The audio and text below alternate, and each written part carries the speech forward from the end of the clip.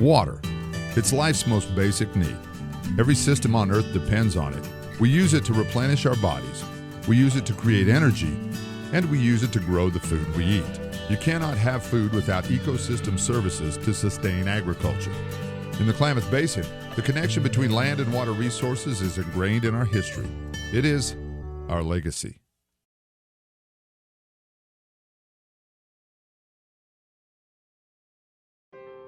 The Klamath Project is unique. Reclaim lands from large, shallow lakes and marshes, store the water from reclaimed land, return the water, irrigate to those reclaimed lands from storage. Early pioneers recognized the productive value of the lands beneath the region's shallow lakes and initiated reclamation of those lands as early as the 1870s, 30 years before the Reclamation Act of 1902. Private ditch companies initiated irrigation in the Klamath Valley as early as the late 1860s. After the Reclamation Act of 1902, local business and agricultural interests advocated that reclamation come into the Klamath Basin and complete the irrigation system envisioned by the pioneers. The valley was surveyed in 1903, and in 1905, the Reclamation's Klamath Project was authorized. Reclamation began to purchase and consolidate private irrigation infrastructure from Moore, Adams, Van Brimmer, Anke, Carr, and others. Most of the Reclamation's construction and major improvements took place from 1905 to 1925. In 1907, Reclamation first delivered water through its facilities to Klamath Valley lands. A major component of the Klamath Project were Clear Lake Dam, Wilson or Horseshoe Dam, and the Diversion Canal, designed to facilitate the reclamation of Tule Lake either through evaporation of water at Clear Lake or diversion of water from Lost River to the Klamath River. In 1920, Link River Dam was constructed as a cooperative project between Reclamation and the California-Oregon Power Company, or COPCO. Link River Dam provided regulation and additional storage on Upper Klamath Lake, and in lieu of Reclamation developing its power generation rights, by agreement, COPCO and its descendants would provide electrical power at cost to the Reclamation Project. That agreement expired in 2006 when Pacific Power, or COPCO's, Federal Energy Regulation Commission license expired for the Klamath Hydroelectric Project. In 1917, as the Tule Lake Basin was reclaimed, homesteading was initiated with preference given to veterans of the military. The first veteran homesteaders were veterans of the Spanish-American War and World War I. The last homestead lottery was in 1949 for veterans of World War II. There are 3 national wildlife refuges served directly by reclamation development. In 1908, Theodore Roosevelt created by proclamation the Lower Klamath Wildlife Refuge. In 1909, the Union Pacific Railroad built a causeway across the straits connecting Lower Klamath Lake and the Klamath River. In about 1913, the amount of water entering Lower Klamath Lake was regulated through the causeway to reclaim non-refuge lands in that basin, with some controversy. In 1924, the Tule Lake National Wildlife Refuge was created with joint administration by Reclamation and the U.S. Wildlife Service. About this same time, the evaporation pool behind Clear Lake Dam was designated a National Wildlife Refuge.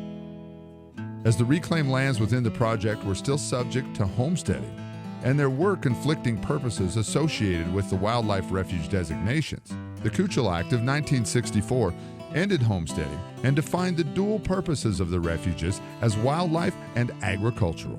A contract executed February 24, 1917, between the California-Oregon Power Company, now Pacific Power, and the United States authorized the company to construct the Link River Dam.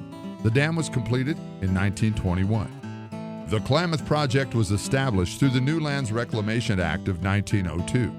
The purpose of the act was to reclaim lands, lakes, and swamps by constructing federal irrigation projects and reservoirs so that it could be converted for agricultural use. In 1917, a decision was made to authorize the opening of 3,000 acres of land in the northern end of the Tule Lake Reclamation Project to homestead. Most of the Klamath Reclamation Project's water flows through the A Canal headgates just above Link River Dam. It's a system based on Mother Nature and the laws of gravity. Much of the water that drains off producers' fields flows into the Lost River, but at that point, it hasn't completed its irrigation purpose yet. Even the water flowing out of the project through the diversion channel can be put to use once more. Return flows in the project are reused several times by irrigators as the waters are collected in lateral canals or seep into diversion canals, wells, and subsurface irrigation throughout the project. Overall irrigation efficiency achievement is at 94%, an unheard of high effluence use rate for irrigation systems. In addition, return flows within the project supply water to Tule Lake and Lower Klamath National Wildlife Refuges. Water from the Tule Lake area, the natural marsh, can then be pumped uphill through Sheepy Ridge to Lower Klamath Lake. From there, it can be pumped to the Klamath River via the Klamath Straits Drain. The Klamath Basin's productive wetlands and strategic location along a migration corridor have made it one of the continent's most important parcels of waterfowl habitat. In the heart of the Pacific Flyway, the area continues to be of critical importance to birds. In 1908, President Theodore Roosevelt created the nation's first wildlife refuge for waterfowl, the Klamath Lake Reservation, now called Lower Klamath National Wildlife Refuge. Farmers and ranchers of the Klamath Reclamation Project have a vested interest in the wildlife that exists all around them. Waters from the refuge flow in and out of the National Wildlife Refuge.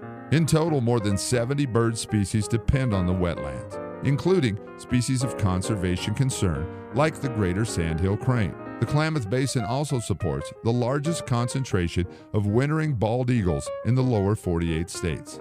Agriculture is an important economic driver in the middle and upper portions of the Klamath Basin. Over 1,200 Klamath Project's farms and ranches are in production, with the leading crops being alfalfa and hay.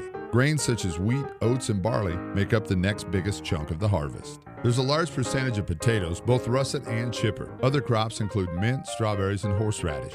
The overall economic impact of farming and ranching in the Klamath Basin is greater than the value of the crop and livestock sales because agriculture supports businesses and jobs in affiliated sectors. The value of local basin agriculture to the local economy is nearly twice the value of the reported farm and ranch revenues. In 2016, the value exceeded $800 million. Farmers and ranchers of the Klamath Reclamation Project are connected to the wildlife and to the land on which they live, and the connection is generational. It is about a way of life that many just dream about, making something from the land. What does the future hold for the families that live and work in the Klamath Basin Reclamation Project? The connection between land and water resources cannot be overstated. Although created over 100 years ago, the system of water canals and drainage systems that make up the Reclamation Project are still the lifeline to the basin.